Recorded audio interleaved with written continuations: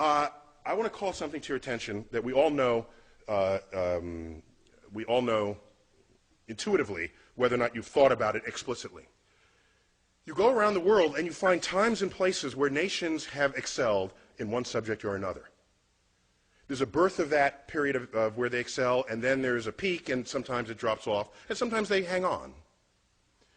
And so you can ask the culture of that. What was going on in that nation to support those discoveries?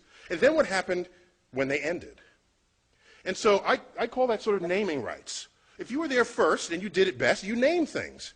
Particle physics in this country, in the United States, was like going gangbusters after the Second World War. And the discovery of atomic elements, look at the periodic table. There's berkelium, californium, you know, we got half the United States up there in the upper, heavier elements of the periodic table. Am I right there, Sir Weinberg? Okay, I don't wanna That's not because the world liked California or Berkeley. It's because the work was done here. It's because there was an effort to excel in just those subjects. And it shows up in other ways. Well, I'll give you just briefly. You know, part of the naming rights is that you don't have to name it. So, for example, while we didn't invent the internet, we certainly exploited it here in America. We did that sort of first and best. And so your email address does not end in .us. Everybody else is in the world, they got to say what country they came from. We don't. Okay? It's simple, but it's the consequence of being there first and doing it better than anyone had done it before. Do you know that the British postage stamp is the only postage stamp in the world that does not identify the country of origin? Because they invented postage stamps. So why should they have to say what country it is? It's their invention. Okay? Check them out. It's just the facts of this. The constellations of the night sky. It's the Greek and Roman, and it's lasted to this time because they did a really good job thinking that stuff up. All the mythologies of the heavens, that really stuck with us. All right, so I'm going to make a larger point. Not to get gratuitous on you here, but September 11, 2001, as we all know, this was going on in New York City. This is the view outside of my window. I live 4 blocks from ground zero. Excuse me, this is the corner of the building in which I live. I went outside to get this view. I was at the time judging whether I should go collect my daughter, who was in an elementary school 2 blocks north of the North Tower. North is to the right in this picture. So I want to get a closer view with a highly magnified zoom lens to see what, while that was happening, the plane flew into the South Tower. And so no one was thinking terrorism until the second one was hit. The first one was just sort of a bad tragedy. And so these are just 3 frames from my camcorder. This is at t = 0. This is 1 second, well, like actually a fraction of a second.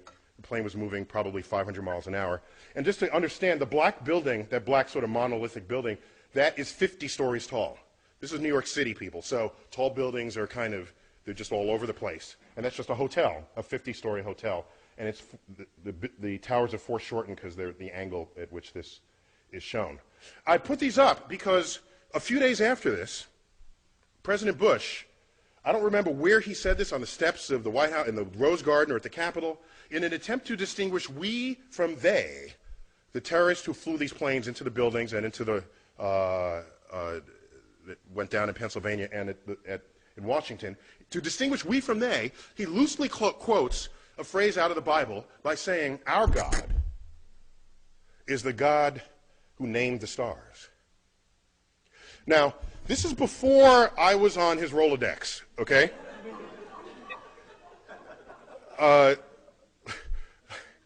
Because I could have helped him out there. The fact is, of all the stars that have names, 2/3 of them have Arabic names. So this was not, I don't think, his intent with that message. Okay? While the constellations are Greek and Roman, the names are Arabic, all right? And the list just goes on and on and on and on. And so where does this come from? How does this happen? How do you get stars named with Arabic names? How does this happen? And it happens because, of course, because catching up with myself here. Okay? It happens because there was this particularly fertile period that Professor Weinberg duly discussed.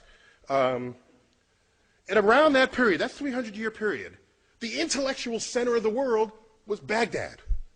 Baghdad. It was completely open to all visitors, all travelers, Jews, Christians, doubters, which today we might call atheists. They were all there exchanging ideas. All of them.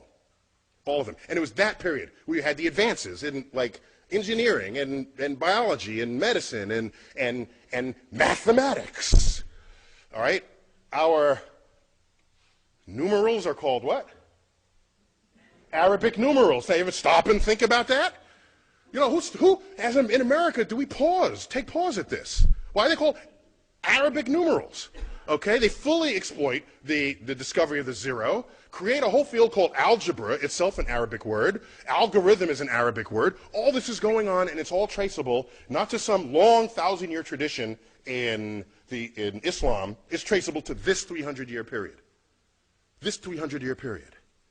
And then, so they had naming rights. The most expensive, beautifully carved astrolabes come out of this period. There's a great collection of these at the Adler Planetarium in Chicago, if you ever want to check them out. So navigation, celestial navigation, all of this is traceable to this period. And so something happened. And what happened, as was previously described, I was told, and forgive me for repeating from what you might have heard, 12th century kicks in, and then you get the influence of this scholar, Al-Ghazali. All right? And so out of his work, you get the philosophy that mathematics is the work of the devil. And nothing good can come of that philosophy. That combined with other sort of codification, philosophical codifications of what Islam was and would become, the entire intellectual foundation of that enterprise collapsed, and it has not recovered since. Over that period, all these books were translated into Arabic on a scale not seen since then.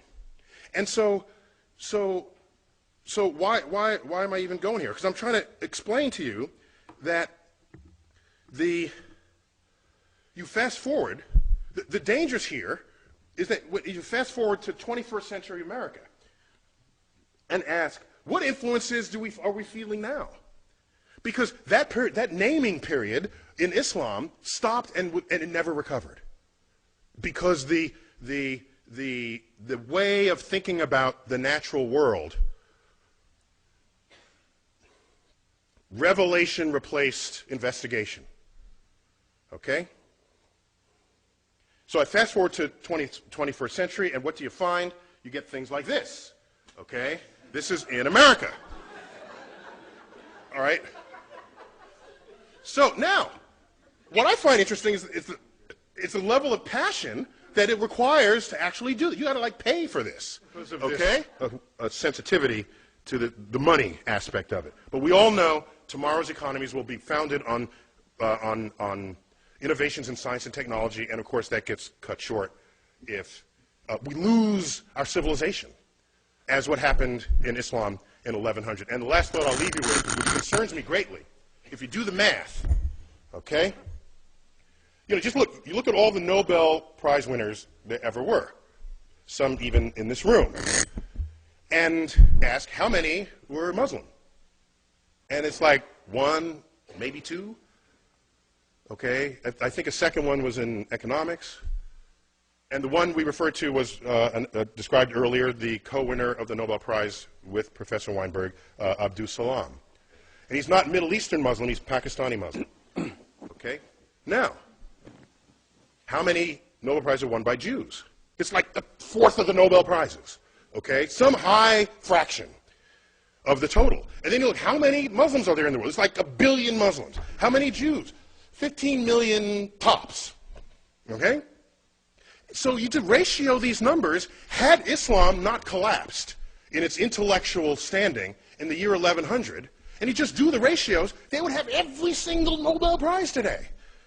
So the fact that it's not only just a few, it's near zero, it is deeply worrying. I'm concerned about what lost, what brilliance may have expressed itself and did not in that community over the past 1,000 years. And so what I want to put on the table is why, so that's the end of my talk, but I want to put on the table not why 85% of the National Academy rejects God. I want to know why 15% don't. And that's really what we got to address here. Otherwise, the public is secondary to this. Thank you for your attention here.